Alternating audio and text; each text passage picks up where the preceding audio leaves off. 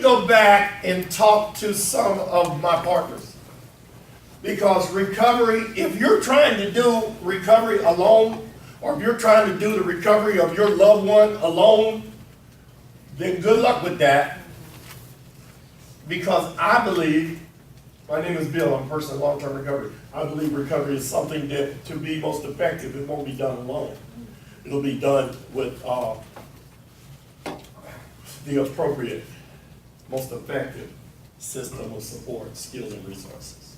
So, when I'm talking about my most effective spectrum of skills, resources, and supports, that would be these guys, right? So I went back and we had this meeting and we called all the people, the recovery people and people that were receiving services and different people together, and we had, just like this room, and we started asking questions. I said, you know, NAMI asked me if we could create a consumer council, and what do y'all think about it? They said, yeah, well, yeah, Bill, what do you think? I said, I think we should do it. They said, yeah, listen, what does it look like? And it was a thought. It started out as a conversation, and it turned into a thought. A thought. Consumer council. What is that? What is that? And so then I asked Geoff, I said, Geoff, what do you think it would be? And I asked Gwendolyn, what do you think it would be? I asked Valik, what do you think it would be? I asked Henry, what do you think it would be? And guess what? I got a bunch of different answers. Right? Because it's our diversity is where our strength is. And historically and traditionally, people let that diversity separate them.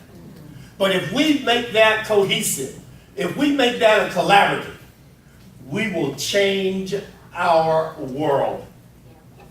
The world that we live in. The world of the NAMI people. Right? Anyway, that's another story. He's coming down. But anyway, you know, this is the thing. So we sat down and we said, first of all, what does the Consumer Council need to have? It needs to have a democratic process. Because we've seen a lot of processes fail because they weren't democratic.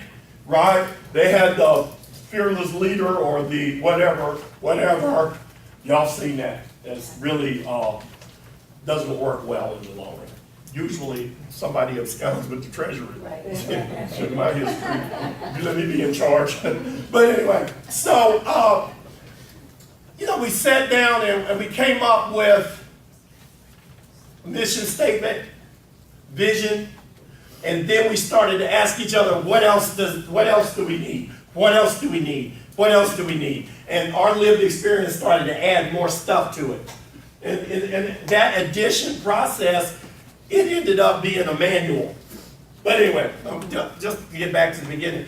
First of all, I would like to introduce my partners. Down at the end, we have Mr. Henry Sinclair. He's a person in long-term recovery. We got Geoff Pfaff. He's a person in long-term recovery. We've got Gwendolyn Bowers. She's a person in long-term recovery. And we got Valik, and he's a person in long-term recovery.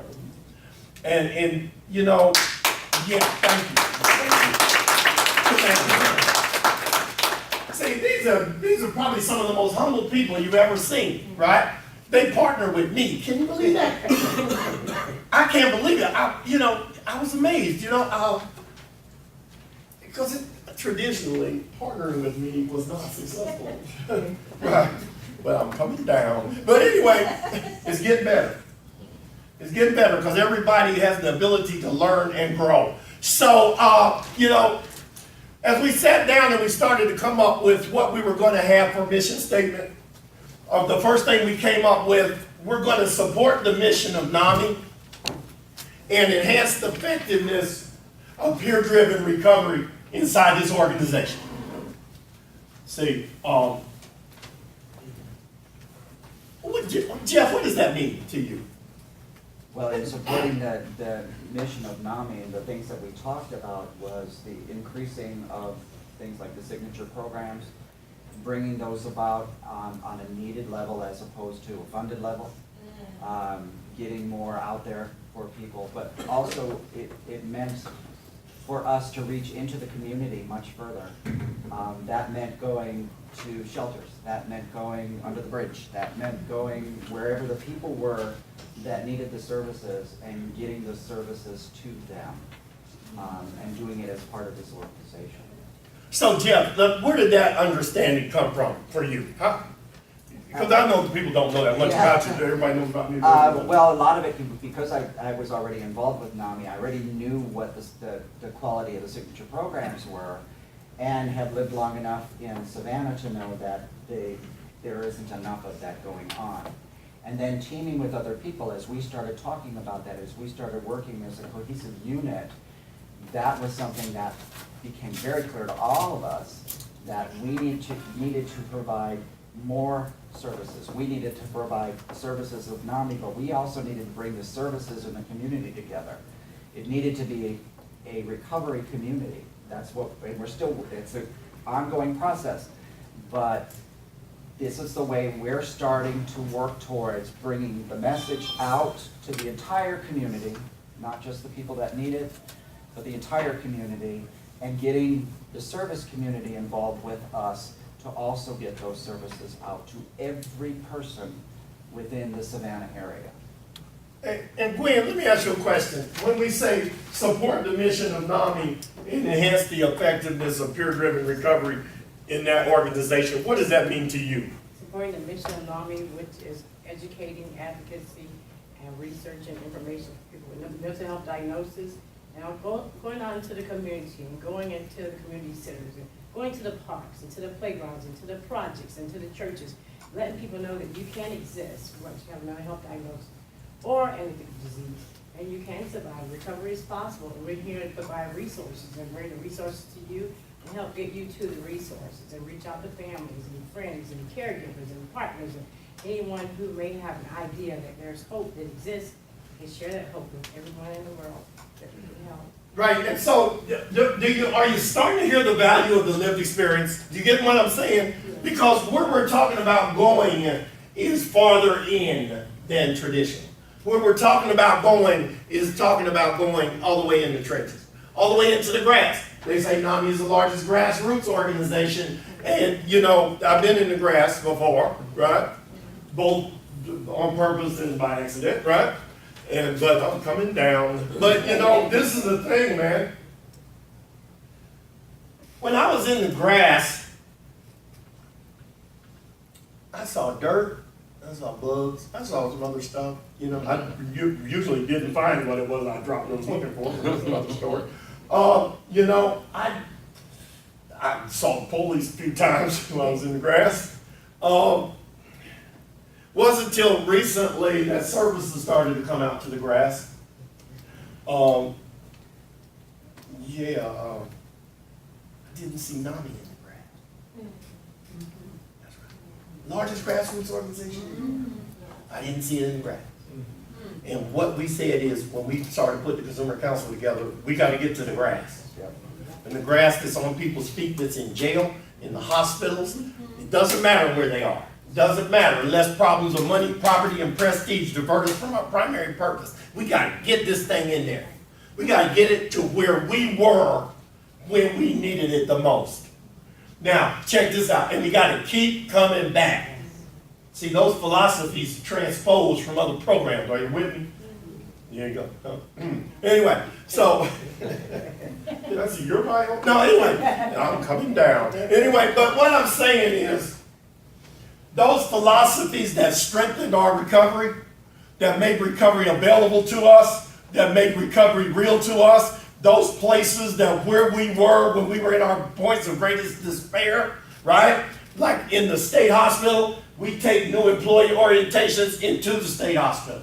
See, this is what has to happen. NAMI has to become bigger than just what it was. Everything is designed to learn and grow. If you can't learn nothing and you can't grow, anyway, that's unfortunate, right? So when we're talking about peer-driven, that's a scary concept for some people, you know. That means you gotta let me drive. Bill's gonna. Could you imagine that? Huh? You say, who's driving? Bill. What? Huh? He's sober. What? Does he really have a license? He does now. Where did he get it? Is his picture on it? Right? You know what I'm saying? Yeah. Let's let Valik drive. Oh no, not Valik, huh? Well, let's let Gwen drive. Ah! Huh? We're in recovery and we're scared to let Gwen drive. You know what I'm saying? Especially if it's raining, but that's another story. NAMI has to go every place that recovery goes. Recovery, NAMI can't just be about people who have a tale, an illness tale. It gotta be about recovery. People have to understand. Man, media sensationalizes mental illness. But what about recovery? You understand what I'm saying? Check this out. Everybody everybody here is in long-term recovery. See, I'm fortunate because I live my recovery out loud. So everybody knows that I was super scandalous. Everybody knows. Chief of police knows. Right? That's right. You know, the commissioner knows. Right? Everybody knows. You know, I remember the day I met Valik, man. I walked into a meeting. We should all remain anonymous. You know, how anonymous does he look, right? I said, hey, dude, he's anonymous, you know? And I said, hey, what's up? He said, are you Bill? I said, I thought this was an anonymous meeting. Hell, you know my name. He said, Geoff told me, right? We're living it out loud, man. Huh? Jump come to the meeting because they know I'm coming. So much for my anonymity, right? It's okay, I'm all right with that. Look what happened. Look what happened. He's a computer genius. Geoff didn't tell you he was a clinician for X amount of years. You have to figure out what X is. I'm not going to go with math. You know, that's that mathematics stuff. You know, Gwendolyn has owned businesses. Gwendolyn has extremely powerful personality. Anyway. There you go. Anyway. That's better get you flyers. He didn't do that, did he? We're not capturing this on film, are we? Anyway. The next portion of our mission was to actively participate in creating a recovery community. Actively participate, not passively, not sitting out there watching, actively participate in it. The Mr. Sinclair down there, when I asked him, I said, Henry, man, what do you think actively creating a recovery community looks like? He said, it looks like us meeting on Sunday and getting some stuff and going and feeding them people, man, in the parks and under the bridges. I said, where are we going to get the stuff from? He said, we're going to buy it. I said, Henry, but you independently wealthy, man. He said, we'll put in another 50. You understand what I'm saying? We're not rich people, man, in the monetary sense. We are rich people, though. Hold up, I don't think y'all heard me. I said we are rich. We are rich. I know you're rich because I'm looking at you. I know you're rich because I'm looking at you. I came into recovery 8 years ago, not that long ago.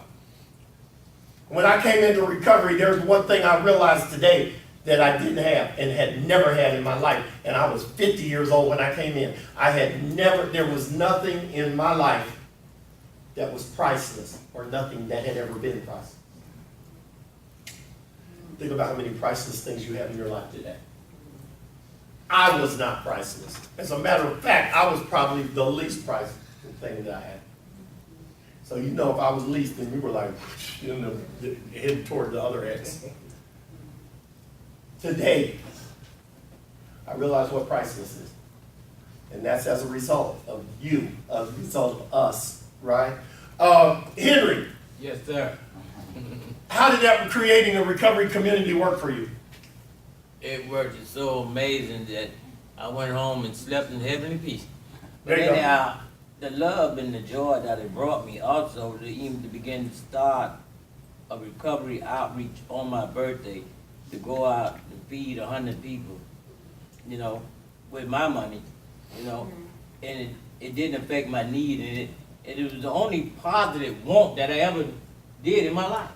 I wanted to do that, and it made me feel so good, and you know, today, it's a little bigger.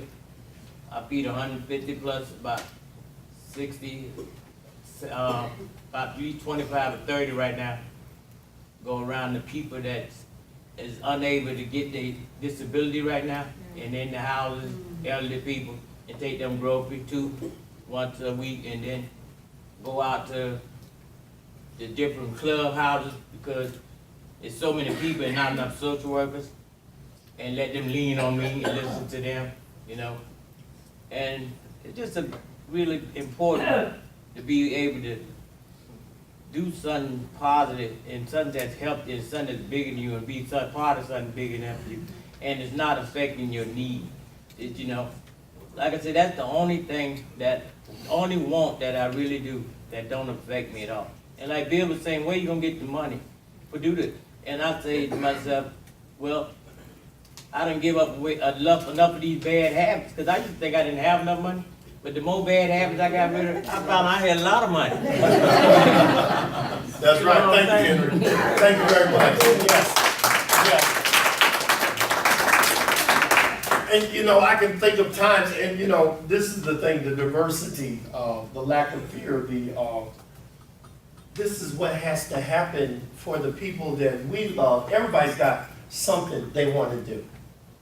Now, I never thought this would be what I wanted to do by a long shot, you know? My voice, y'all can hear me? Yeah, good. He's coming down. Yeah, but this is the thing, I never thought this would be it. Nobody else ever thought this would be it.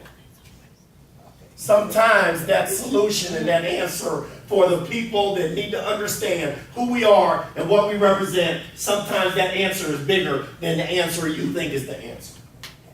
But when you and I talk, my answers get bigger.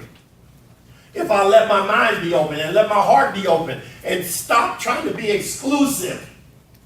See, because those people that when we were out there and we're feeding the people and they say, so who are y'all with? What church are y'all with? They said, no, man, we're with NAMI. Who? Now they know who NAMI No, I is. said we're with NAMI. We're with NAMI. Got to borrow some money? No. Yeah, you know what I'm saying? That's what NAMI has to do. When I go into the jails and I speak to the people at the graduation for the substance abuse program, and they say, who are you with? I say, I'm with NAMI. And I'm the director of the program. And I'm this, and I'm that. They got to understand the diversity that is us. We have to become more than just those NAMI people. Yes. Because you are more than just this green wristband. People have to understand it. It's not getting transferred by osmosis. You know what I'm saying? I didn't know it either. I used to look at people all the time, but I didn't know what I was looking at because you can't get enough information through osmosis. Your belief system is calculating too much of that information. I need to get it from the real, right? Anyway, to improve the delivery method for NAMI signature programs. How did we address that? Geoff answered the phone. I remember one of the first challenges we ran into up in Savannah. People were calling NAMI on the phone and get the answer machine. I remember we sat down and we said we got to do something about that. Geoff and Gwen and them took over the home. Anyway, right? And then every time Geoff answered the phone, he said, hello, this is Geoff. They said, why are you such and such? He said, well, call Bill and give him my number. That's right. I said, who gave you my number? A dude named Geoff did not be on. Right, okay, so there you go. Right? What does it mean, improve the delivery of NAMI signature programs? The programs have doubled since we got involved in that. You understand? The diversity represented in our NAMI, in our community, which is represented and reflected in us, is off the hook.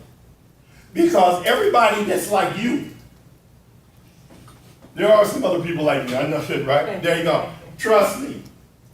Everybody that's like you probably needs to have a conversation with you because everybody that is like you has not had some of the awakenings that you had. You with me? Yes. That's big, man. And you know, somebody else's answer may be inside you right now. the thing they've been trying to figure out their whole life. Because I was trying to figure out